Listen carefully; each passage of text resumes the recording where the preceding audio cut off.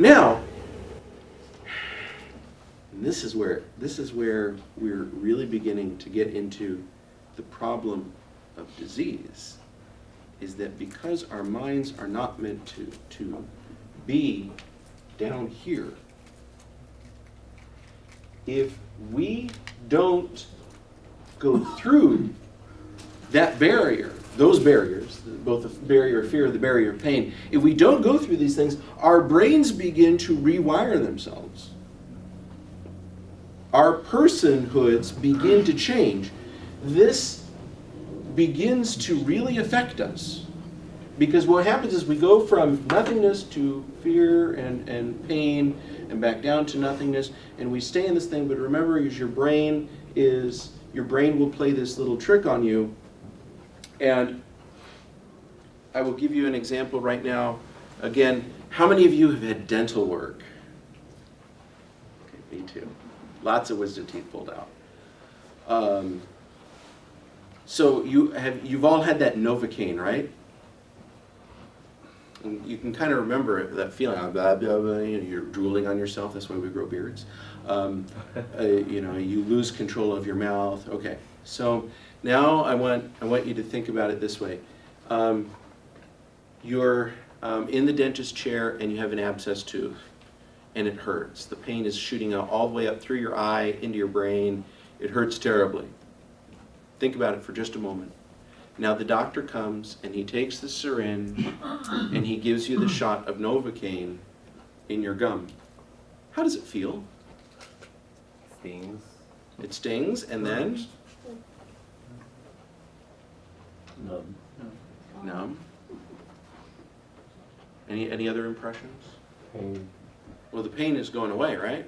Mm-hmm. So when that pain goes away, what do we say? How does that? They ask you that. It feels relief. Most people say it feels good, right? Oh, Mom, my head was really hurting, and now you gave me the shot, and I don't feel it anymore. I feel good. Now, we got a different dentist. I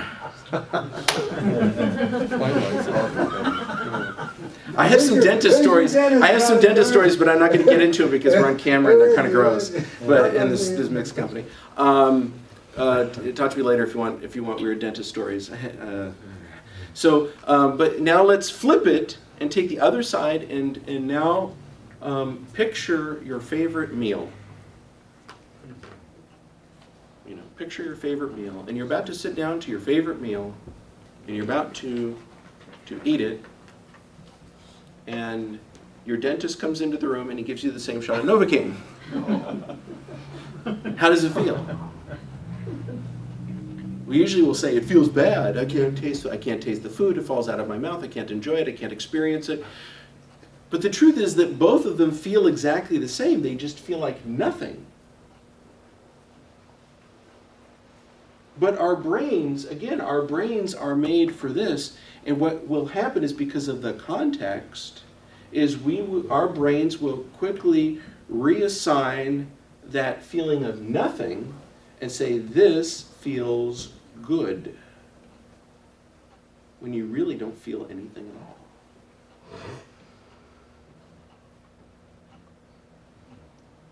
And so we can become a prisoner here and we can think that everything is okay. I'm happy. I'm really happy, man. I am really happy. Why? Because I'm feeling no pain. We've heard that. You ever been out drinking with some friends, you go somewhere and you ask them, how you doing, man? I go, I'm feeling no pain. I grew up in my father was a fireman, and these guys they do a lot of hard work and they get a lot of injuries, and that was when they partied on weekends, or when they were on duty. That was a big portion of why a lot of them said that they drank. Oh, my knees hurt, my back hurts, this and that. So I take a Valium and a 12-pack, and I'm feeling no pain. Of course, they didn't notice that their lives were going apart. But so now we have a little bit of a picture of how this problem that we're going to eventually call addiction begins. So are there any questions at this point? Anything that doesn't make sense? Okay. There's no eraser. Here's the eraser.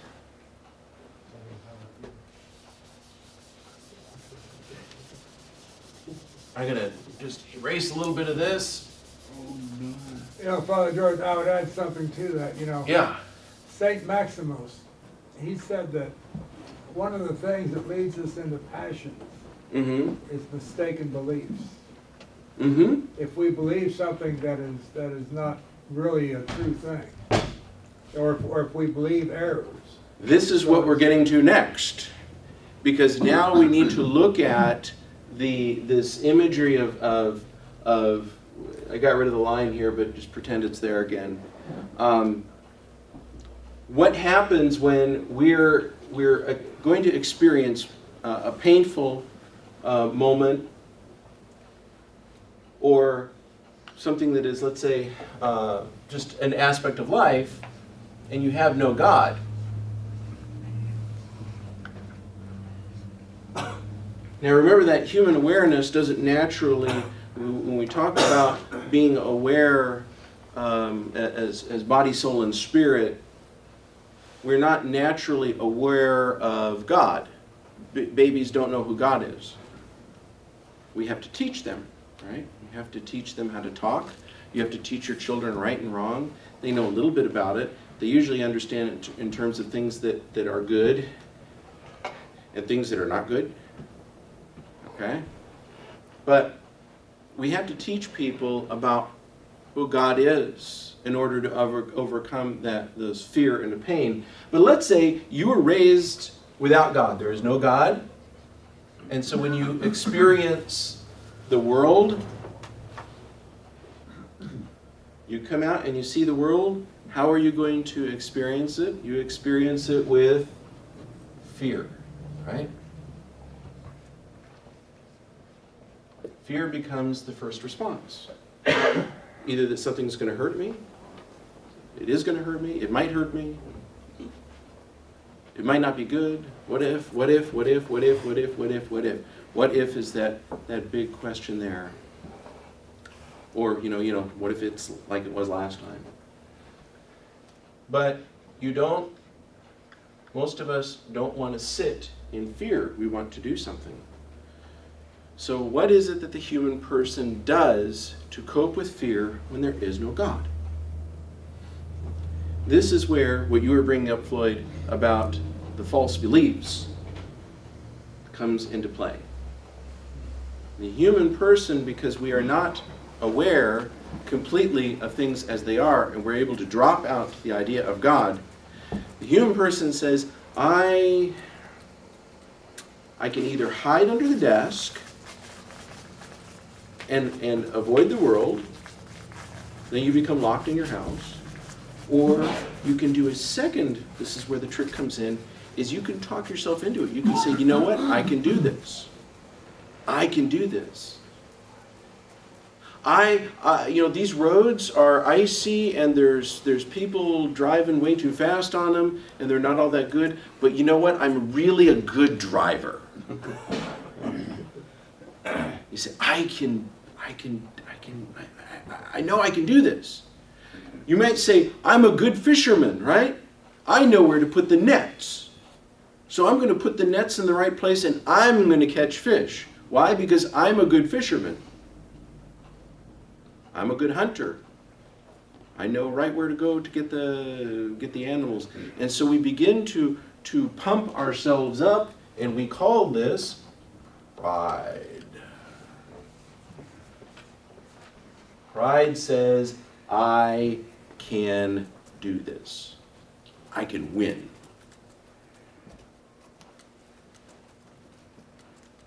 The problem is it's not true. Yes, doctor. I just want to make my understanding of what psychology says is the driving force behind narcissism is essentially exactly the same thing. It's a reaction to insecurity where you just convince yourself that you're the best, you can handle things, etc.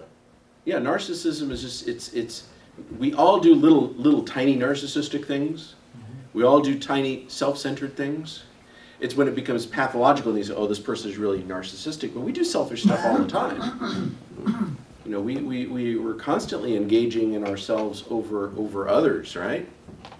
So, you know, turn that stereo down. Why? Because it's too loud. Well, says who? Yes. And there's another type of fear, though. You know, I mean, it's still fear, but there's another aspect of fear that might be worth raising in this situation. You know, oftentimes, you know, and people who have no God, okay? Right. And so, you know, success, satisfaction, acceptance to others. There's a whole range of things that people look for outside of themselves to fill that emptiness. Well, that's what I'm getting to next, because And the fear, the fear can be not of being, you know, run over by a car in the street, but of not being able to achieve those things, to have that satisfaction, to have that fulfillment. well, because usually it was because people, again, if you take all this stuff down to the wire, why do you need that stuff? Well, that's That's what I'm trying to get at is that there's, once you come down to pride, see, pride opens the way. It says, I have problems that I'm afraid of, and so I need to get stuff to deal with my problems. See, we usually, like, when you're in ministry, when you're in pastoral ministry, people will come to you with their unhappiness, and they will say, you say, well, why are you upset? He says, well, I applied for this job and I didn't get it. And so you're unhappy because you didn't get the job. But actually you're unhappy because of something else that job represents. I didn't get the job that I need because, you know, I need the money to feed my family. And ultimately what I'm worried about is if I don't, you know, because I didn't get this job, I don't know if I'm going to survive. I don't know if God's going to help me.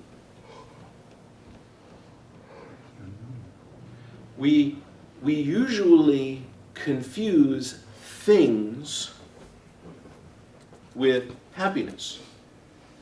Happiness we think we're going to get because we get stuff. And that's why when people get rich and famous, they're just as miserable as they were before. They still go to rehab, they still get divorced. You know, they have money, they have beauty, they have power, they have fame, and they have rehab.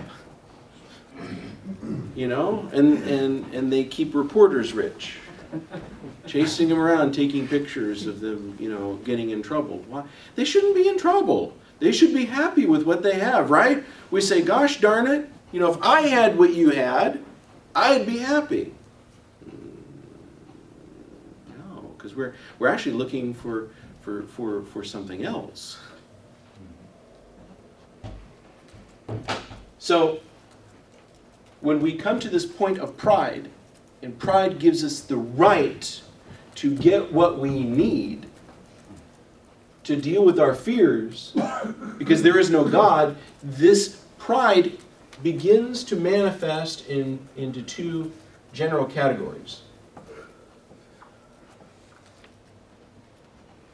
And I'm going to go down to one side and then we'll go down the other.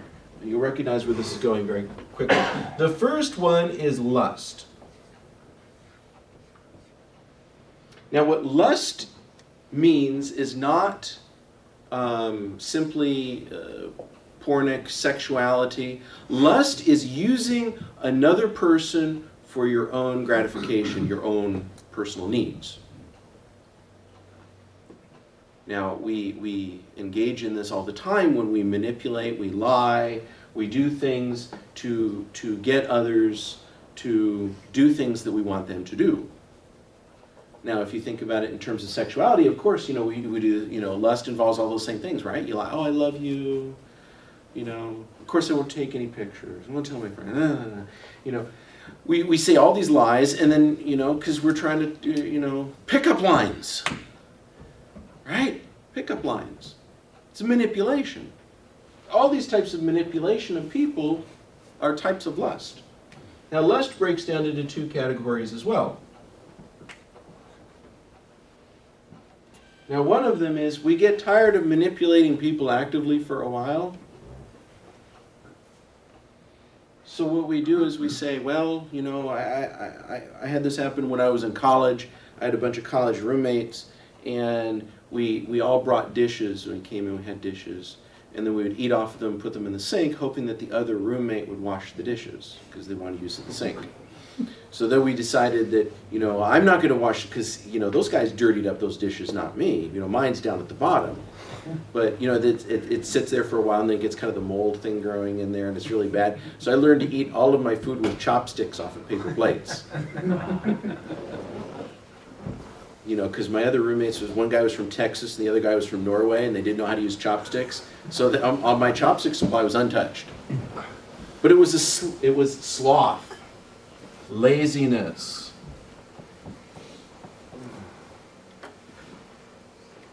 You know, somebody says, I'm too depressed to get out of bed. You want to test their resolve? Set the house on fire. They'll come out. They'll come out. But sloth comes in. Sloth says, I'll let somebody else do it. In a monastery, they talk about the noonday demon. I've got some other monk, you know, we have everything communally. This is the problem with communal ownership, is that it's always somebody else who has to clean up, right? In a marriage, you do the same thing. You leave your socks on the floor. Why? Because somebody else will pick them up. That's why I have children. Pick up my laundry. No, we haven't done that yet, but we will. We fall into sloth because we're expecting that other people, we're not going to actively manipulate them, but we're just going to let them and their desires for what is good to take care of our business. Then we have gluttony, which rather than using people, we use things. We can be gluttonous with food. We can be gluttonous with lots of things. You could look at the addictions, in some ways beginning with gluttony. I will use stuff to deal with my problems. So this becomes these are all of the manipulative sins. We either use people or things to overcome, to compensate for our fears. But let's say on the other side of it, with pride, you have pride in yourself.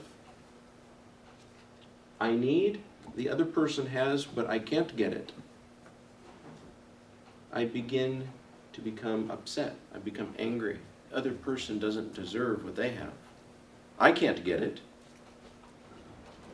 But I don't want that person to have it either, because I don't have what I want. This becomes envy.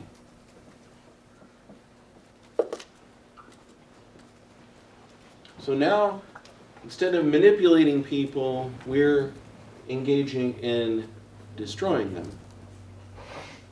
See, envy, in modern American English, envy and jealousy are usually confused. Jealousy is wanting either to keep what you have or you want what somebody else has, but you don't want to hurt them.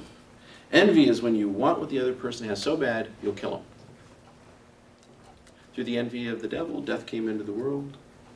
And Christ was, in Pontius Pilate said that he, in the scriptures, Pontius Pilate knew that the Jews turned Christ over to him because of envy. They saw his goodness and they hated him. Why? Because he was threatening their place in Jewish society. We envy people because we want what they have, but we can't get it ourselves, so we'll kill them. The play, the Shakespeare play, was it Hamlet? Othello.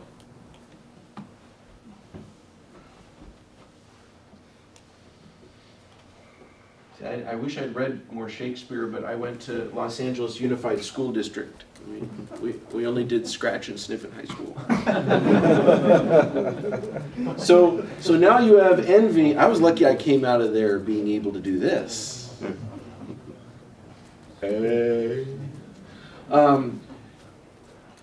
Envy envy now breaks down into two categories, and envy's first category we'll look at is greed. And of course, now you notice that there's a connection of the material sins. Now, greed is, I have what another person needs, but because I can't have what I want, the sense of security, the sense of being loved, the sense of da-da-da-da-da, that I would have if I had God, I have all of these problems. I need to take care of myself. So therefore, I will not share what I have. I will keep it all. And the sad part of greed is when you own something out of greed, you can't use it yourself. Because it's more important to have it than to actually use it. This is what a greedy person does. A greedy person will covet this thing, but then they become a prisoner of that thing. You know, they can't get rid of it. They can't lose it. And then the last one, envy. By the way, has anybody put together what these all represent? 7 deadly sins. It's a classic thing. The last one here is, and this is the kicker, is anger. And anger and sloth are often, when we talk about clinical depression, which looks an awful lot like sloth, you know, it's usually somebody who's really, really angry. So the thing is that all of these categories are very fluid.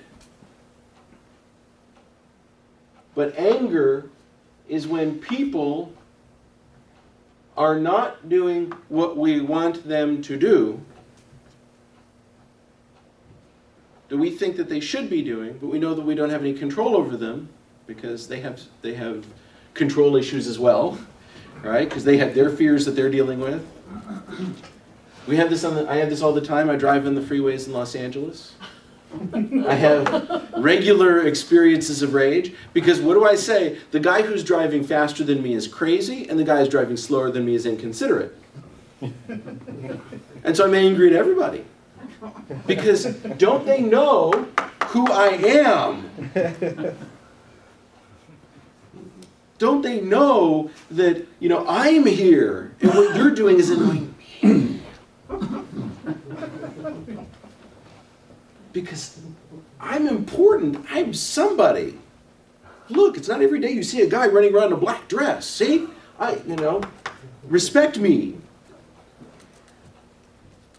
When we are acting out of anger, you see here how this now comes about is that these are all these terrible sins where we realize that we don't have what we really need.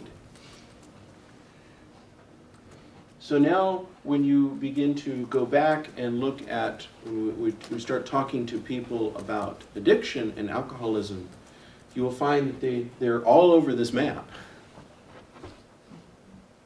They're all over this map because what is the real problem?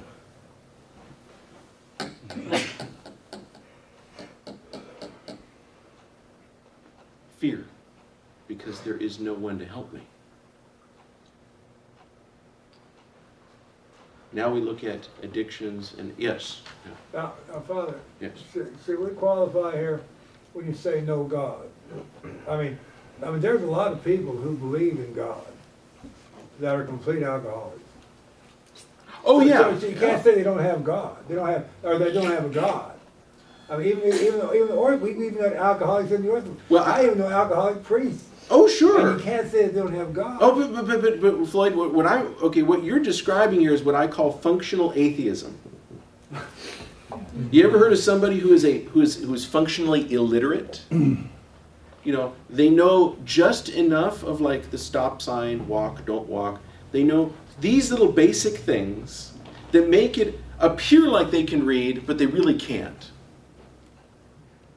Well, most of us are functional atheists.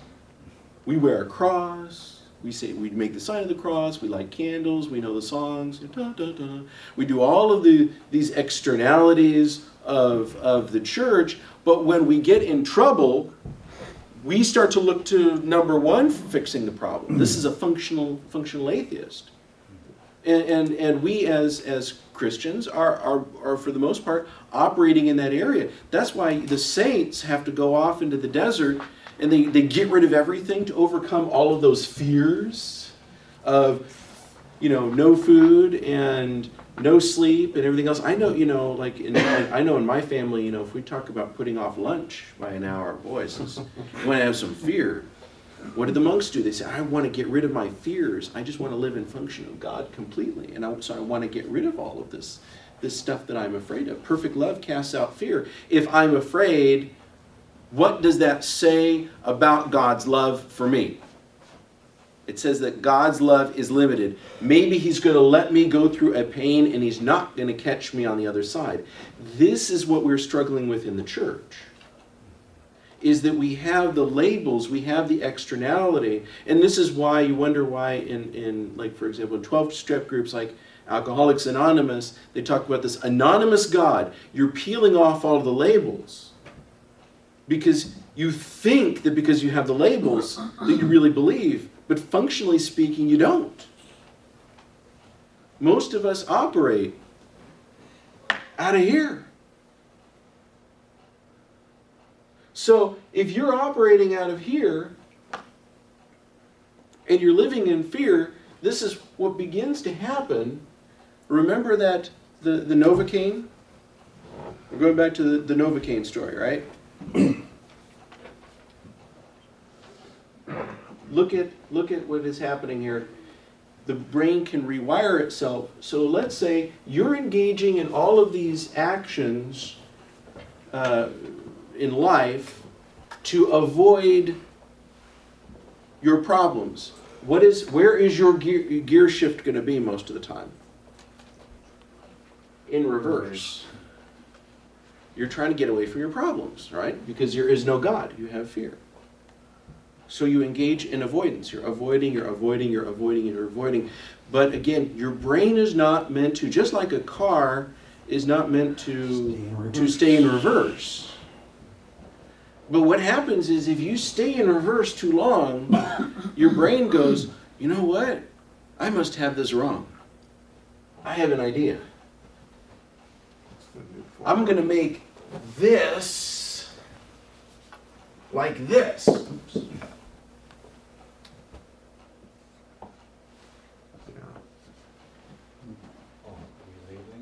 Relabeling. The brain just changes the labels. Because remember, we like labels. Makes it easier, right? So now, every time you think that you're going towards something that you desire, that you like, that is good and everything else, you're engaging in avoidance. And the things that you should be doing, this is again St. Paul, the things that I want to do, I don't do, the things that I don't want to do, I do. Because we are in the fall, from the fall of Adam, this is out of whack. And we have our gears in reverse. This becomes the source of what we call addiction. It's to the point where we've got everything turned around. So you ask the person, put it in drive. And they go, okay. And they engage in avoidance. You ask them to do something that is good. And they see it as avoidance. They back away. You've got to get away from this. So the addict is someone who is lost control of their system. The system is still working. The alcoholic is making judgments. But these labels have gotten so confused, they don't know where they're going. So they might even swap these and say, I'm not satisfied. I think I'm satisfied, and really, I'm just living in complacency. or you become hyperactive like me, and complacency, satisfaction is somewhere down here, and you're just always kind of doing stuff. All of these labels then begin to get erased, and you don't know which way to go. So this then becomes the struggle we were talking about earlier with, you're confronting your cousin. You're talking about confronting your cousin over at the card game with his drinking and everything else, and you want to tell him, you got to do this, this, this, and this, but when he goes to do it in his mind, he's got the gears all wrong, and it's going the wrong way. We begin to we've lost control of what? Ultimately, what we call this gear shift is our will. The gear shift is the will. The will takes us forward. The will takes us back. The will parks us. The will puts us in neutral. And if yes. Of course, now, I'll kind of interject something here. Sure. In the process of all this, yes. Okay, if you look at a person's belief system, mm-hmm. okay, their beliefs are they will have essentially at a conscious level. Because much of what you're talking about here is really an unconscious thing. Mm. They really don't know what they're doing, so to speak. Mm-hmm. At the conscious level, they will have a definite set of values and beliefs. Yes. With this, though, they're actually, as the addiction develops, all the behaviors begin to go against their own belief system. Their rational beliefs. Well, because the labels, the content of the labels still exist. They're just in the wrong places. That's the thing. It's like having a whole set of markers, and the marker says black, white, red, blue. Well, now you've taken the labels and you've switched them. So you pick up a red pen, but it's actually blue ink. But we would call that the delusion of the addiction. The person becomes deluded. Mm-hmm. It's delusion. Yes. Okay? Well, the delusion, though, I'm kind of interjecting this into your thing. Okay, there's a very key concept about addictions, in that addictions can only exist with what's called characterological conflict. In other words, the person, the addict becomes in conflict with their own character. They have a belief system mm-hmm. that they're going against, mm-hmm. and so the person becomes very it's in conflict with their own self. Yeah. Yeah. Absolutely. And that's what you're talking about. Exactly. That we can, for example, we can say, I want to do what is good, and then we put it into gear, and we avoid. Well, and we can even go one step further, and that is, like, for example, how many times have we heard about, pastor, the televangelist with the scandal, the guy who's up there saying, we need to get rid of all them homosexuals because they're disgusting, and then he gets caught with, a gay prostitute and some crack. How many times that happened?